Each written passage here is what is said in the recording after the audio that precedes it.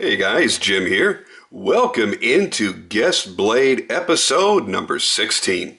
And we are rattling right through these. I have kind of a stockpile of other people's knives just kind of sitting at my house. I'm trying to blow through and get them shipped back. I shipped a whole bunch back today, and this one I'm actually going to have in my hands for probably another few days. This belongs to a good friend of mine who has donated other knives to this project in the past. Most recently, the Grahams, the 2 Grahams that I've done the reviews on.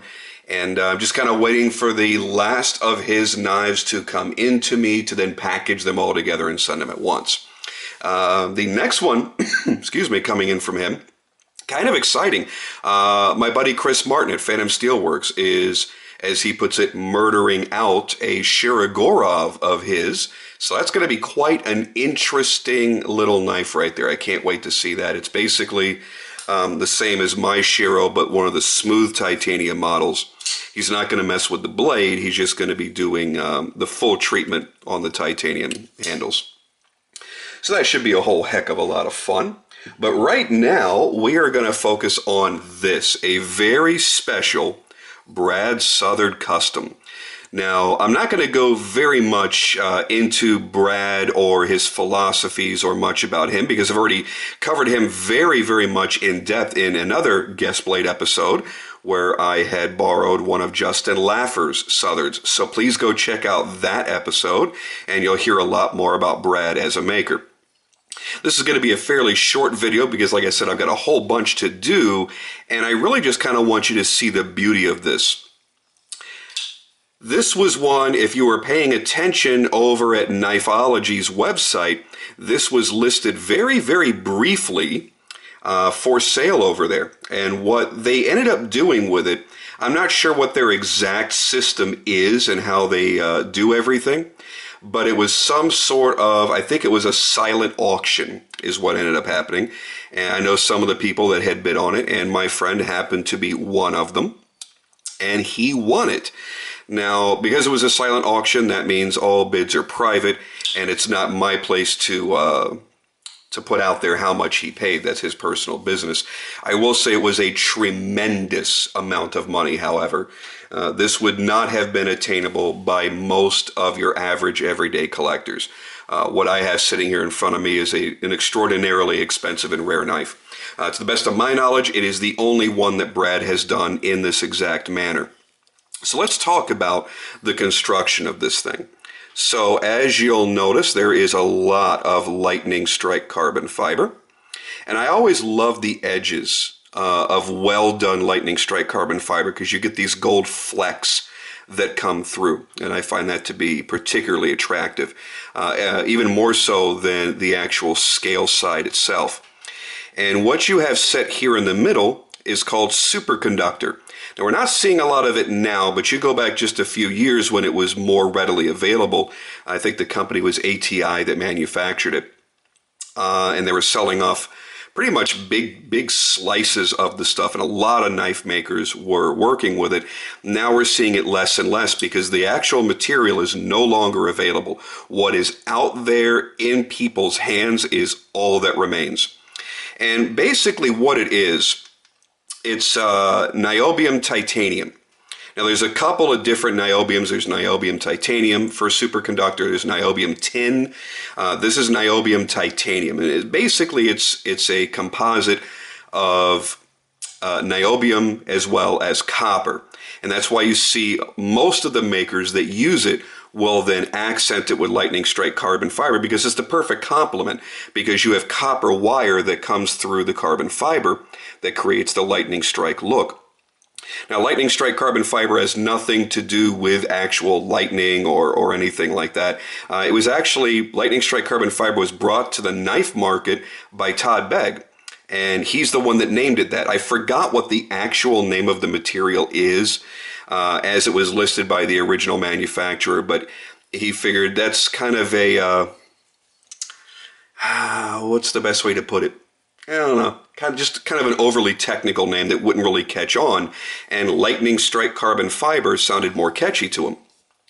And that's not just a random story. That was a story that Todd told me directly, so it's not coming through second and third parties, so I know that to be the truth. So it's a wonderful complement to that copper color that comes through in this beautiful superconductor. Now, there are different patterns that you can get in superconductor. This is the more traditional look with the honeycomb. I like it. I think it's super cool. For me personally, I would have preferred to see that as a bolster look as opposed to just sitting in the middle. But that's just my personal taste. Either way, I think it looks fantastic. And as with all Southards, I mean, it's made to perfection. I mean, you're not going to find a flaw anywhere on that knife whatsoever. Now, as far as superconductor, where it came from, most of us are now familiar with the Super Hadron Collider, you know, the big, giant, huge monstrosity that was being used to, it was a particle accelerator used to discover what they called the God particle and kind of recreate systematically what the Big Bang was supposed to have been. Now, they discovered that a while back, but the U.S. was actually in the running to make a machine like that back in the 80s. It was scrapped by the government for whatever reason. I don't know why. I'm not a real science geek, so unfortunately I can't give you all that backstory, but this was the superconductor material that was being manufactured for it.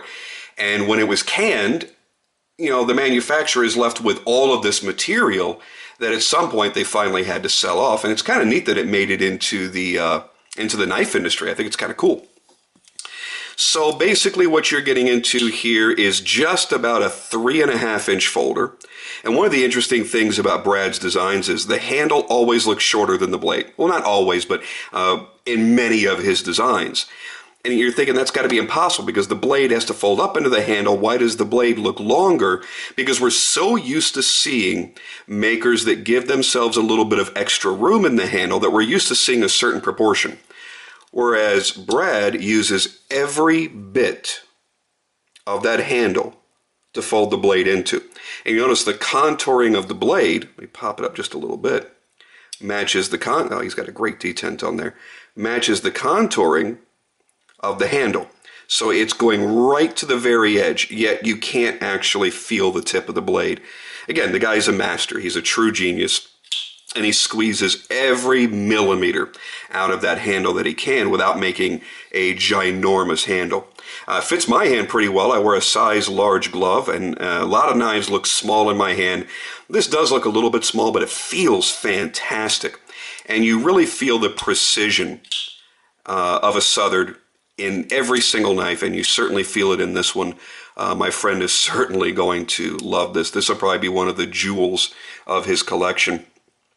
There is the blade spine jimping, and you'll notice the angle that he's cut the jimping at. It is perfect. You can slide back across it and almost not feel it, but you cannot go forward. It's like those ramps that pop up with the little spikes on them, so you can't back up in some of those parking garages. You can go over it in one direction just fine, but you go back in this direction and you're going to pop something. Very, very nicely done. There is his pivot, nicely set into the lightning strike carbon fiber, creates a bolster look by breaking up the materials. Beautiful custom clip, simple and elegant. Nothing is really overdone when it comes to Brad's work. He's not a showy, flashy kind of maker. There's that lightning strike backspacer from the inside. Nice thick titanium frame in there. Solid lockup. Great detent. There is the flat custom pivot on this side. Gives you a nice clean look. I would have actually liked to have seen him anodize that bronze. It would have really flowed in well with that whole design. Believe me, I'm not I'm not pretentious enough to think I can tell Brad Southard what he should or should not do. But for me, I think it would look a little bit nicer. I think it's a beautiful blade. It is exceptional in its build quality. You don't feel any of the copper wire coming out, as you do with many makers who work with lightning strike carbon fiber. It is perfectly smooth. He spent a lot of time contouring this and creating a perfect feel. Nice polish on it. Only a couple little pits here and there. And that's just something that's going to happen with lightning strike carbon fiber, unfortunately. Nice clean pass-through design with a minimalist kind of floating backspacer. Just clean, beautiful work with rare and exotic material. Let's give you a nice look at that satin finish blade. Once again, exemplary of Brad's amazing skill. It is gorgeous. It is perfect. Nice mirror edge, consistent straight edge all the way around.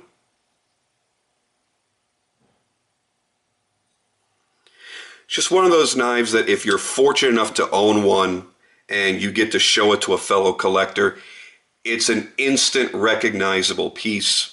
It's something that's you're going to have that mutual admiration and respect from the other collector going, wow, you've got a real Southard.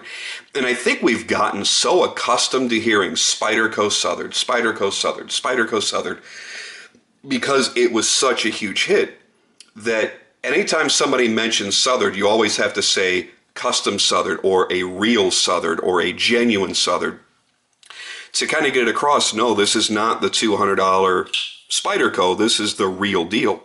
Now I would assume this was somewhere in the $1,000 to $1,200 range if it were bought directly from Brad. Again, it went for a whole hell of a lot more.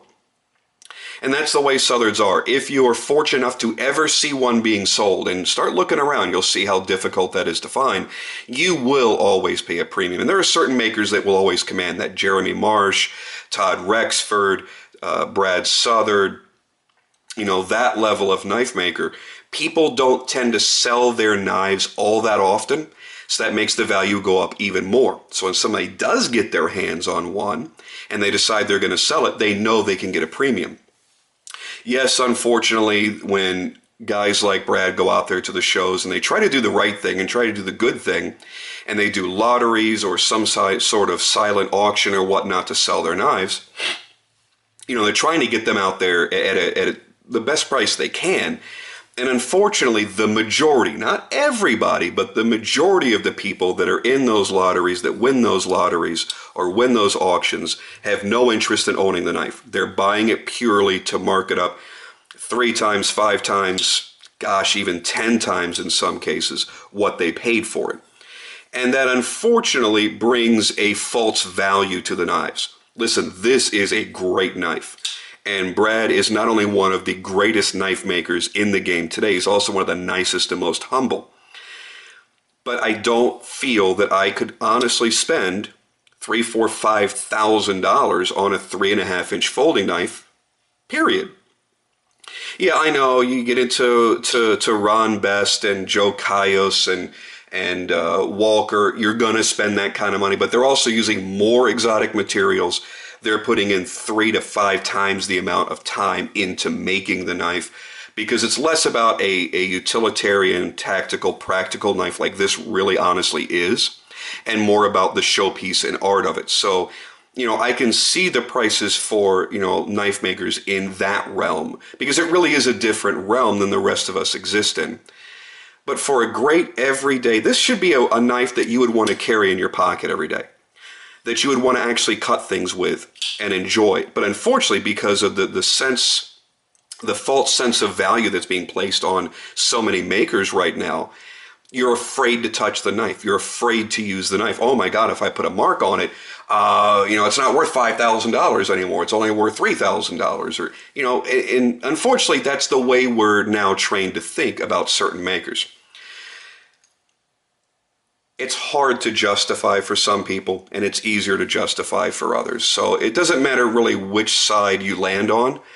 Just have an appreciation for it, And as long as we keep paying that money, people will keep doing that. They will keep, putting themselves into those lotteries with no intention of keeping the knife, buying it for $1,000, selling it for $5,000. And as long as people still keep paying it, they're going to keep getting it. So hopefully that kind of thing always works itself out in the market at some point. I just hope it happens sooner rather than later, and it allows more of us to be able to enjoy the Rexfords and the Mayos and the Southards of the world, because there are so many really talented, amazing knife makers out there that unfortunately the majority of collectors will never get in their hands.